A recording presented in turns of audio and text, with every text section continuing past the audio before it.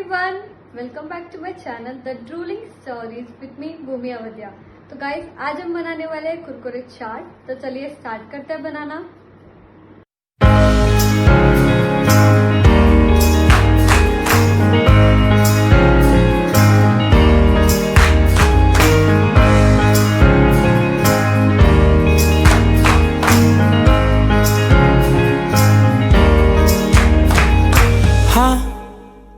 मैं गुमसुम हूँ इन राहों की तरह,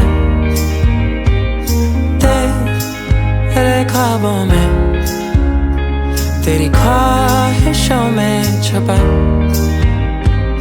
ना जाने क्यों है रोज़ का सिलसिला, तू रूह की है दास्तां, तेरे जुल्फों की ये नमी, तेरी आँखों का ये नशा, यहाँ खो भी जाऊँ तो मैं, क्या कसूर है मेरा।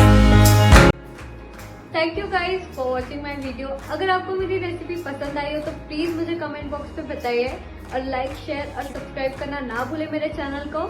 Thank you.